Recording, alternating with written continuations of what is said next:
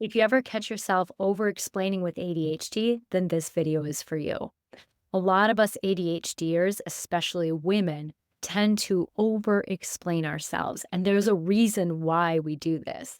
Plus, we end up apologizing a lot just for existing, which is something that a lot of women do. But if you add them together, it creates this way of being where we're constantly feeling like we're doing it wrong and having to apologize for ourselves. So let's unpack this and talk about what to do instead.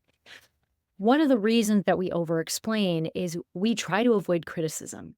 We estimate that by age 10, ADHD kids have received 20,000 more negative, critical, or corrective comments than their non ADHD peers. That's a piece of data that comes from Dr. Michael Jelinek, a psychiatrist out of either Stanford or Harvard.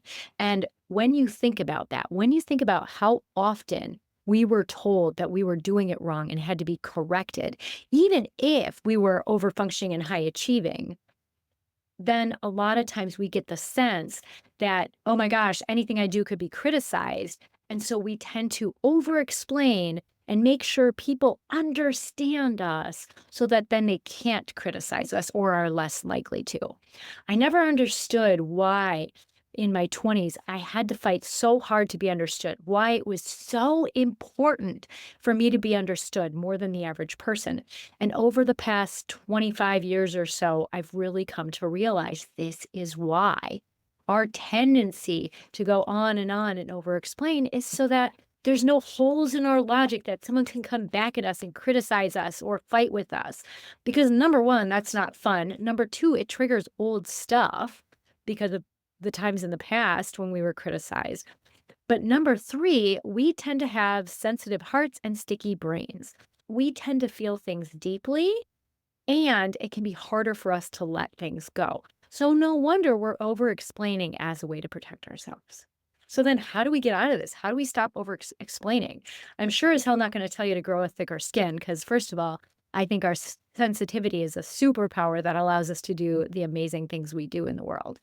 So, what I will say is figuring out how to regulate your nervous system, figuring out how to work with the wounded parts of you so that they're no longer stuck in the past, so that you're only dealing with whatever comment is coming to you in the present moment, rather than it triggering all the other times when someone said something critical or hurtful, even if they didn't mean to. And also figuring out how do you work with big feelings? Because here's the thing. There are times if we are being our unmasked, truthful selves, we're speaking directly and honestly and authentically. There's going to be times that people have something to say about that. And especially neurotypical people, it can trigger some reactivity in them because we're not conforming to the social norms made by neurotypical people of how we're supposed to communicate. And so some of it is figuring out like, how do you deal with that when it comes out for you? I recently did another video talking about this, so make sure you check that one out as well. And if you're not subscribed already, hit that subscribe button. I'd love to see you again.